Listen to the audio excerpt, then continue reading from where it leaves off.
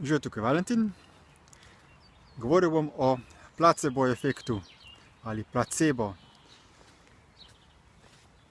Ta izraz je znan predvsem pri medicini, ko zdravniki delajo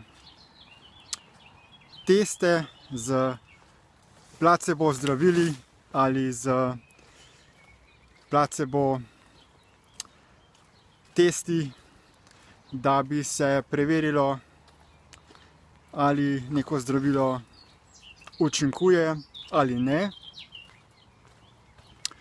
In teste se dela na ta način, da se naredi recimo dve testne skupine ljudi.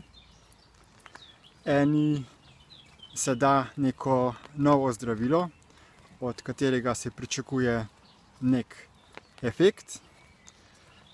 Drugi testni skupini se pa da placebo tablete, ki so običajno kot neke vrste bombončki, se pravi so recimo kot sladkor ali pa nekaj takega, ki naj ne bi imeli nobenega učinka.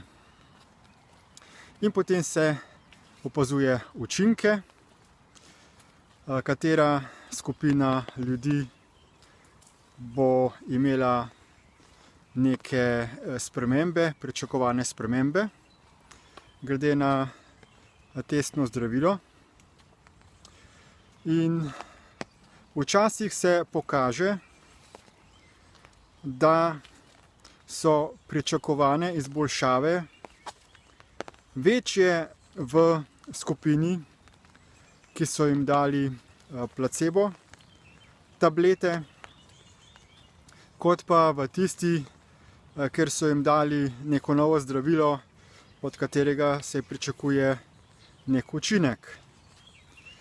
Naprimer, recimo, da so to iz teh skupin ljudje, ki jih boli glava, recimo, tak primer. In testirajo mogoče aspirin, pa dajo eni skupini aspirin, drugi skupini pa tabletke, ki jim prav tako rečejo, da je aspirin, ampak ni aspirin, ampak so samo sladkorne tabletke oziroma bombončki. Na videz pa izgledajo enako. In potem recimo tisti skupini, ki so jim dali aspirin, jih glava neha boleti recimo 20% ljudem, tisti skupini, ki so jim pa dali sladkorčke, pa recimo jih neha boleti glava 80% ljudem. In potem seveda znanstveniki rečejo, to je placebo efekt, ki ga ne bomo upoštevali. Torej to, da je neko zdravilo, neka tableta manj učinkovita kot nek placebo učinek, placebo tableta, to enostavno ignorirajo, ker pač si rečejo, placebo efekta ne bomo upoštevali. To je pač samo nek namišljen učinek, ko so se ljudje pričakovali, ko so sami si želeli določenega rezultata in je bil ta rezultat plod njihovih želja, njihovih hotenj, misli. In nekako se ignorira to, da je moč pričakovanja oziroma človeških misli močnejša kot pa neka fizična tableta ali zdravilo, ki nam jih farmacija želi prodati za velik denar. S temi placebo poizkusi oziroma placebo tabletami se je pa v bistvu dokazalo, da je moč naših misli večja od neke snovi, oziroma da naše misli vplivajo na stanje našega počutja in stanja fizičnega telesa.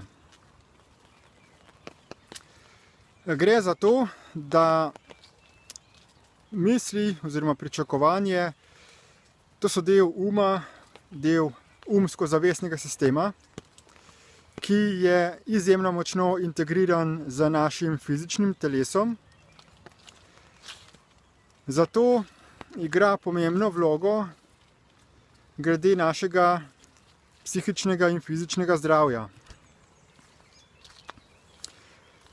V medicini se večinoma ta psihološki efekt pri ljudeh zanemarja in se opazuje samo neke fizične simptome, ki se jih poskuša odpraviti z nekimi fizičnimi zdravili, recimo.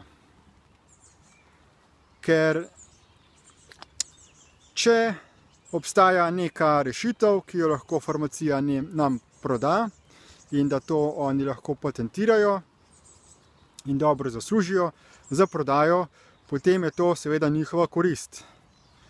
Medicina pa večinoma ne deluje v interesu ljudi, še posebej ne farmacija, kajti žene jih želje po dobičku. Pri naši raziskovalni skupini Destiny natančno razlagamo, kako deluje človeški oziroma umsko-zavestni sistem, ki ga pri prvih letih rojstva še nimamo, potem se pa tam pri starosti okoli 2 let začne razvijati. Nato pa skozi nadaljnje odraščanje ta energetski umsko-zavestni sistem vse bolj začne prodirati v globino našega fizičnega telesa, se nekako z njim spoji, se zapeče v fizično tkivo in začne na naše fizično telo tudi močno učinkovati. Kako torej lahko uporabimo to znanje, te informacije, zato da bi samega sebe čim bolj opolnomočili? To se lahko preberete v opisu tega videoposnetka, če boste sledili povezavam. Še posebej pa priporočam brezplačen spletni tečaj DIP Light, kjer se boste seznanili z temeljnimi osnovami razumevanja človeškega uma, ter kako lahko spremenite svoje miselne in vedenjske vzorce, da boste dosegli maksimalno psihično in fizično zdravje. Toliko zaenkrat glede tega. Hvala lepa za posluh in nasvidenje.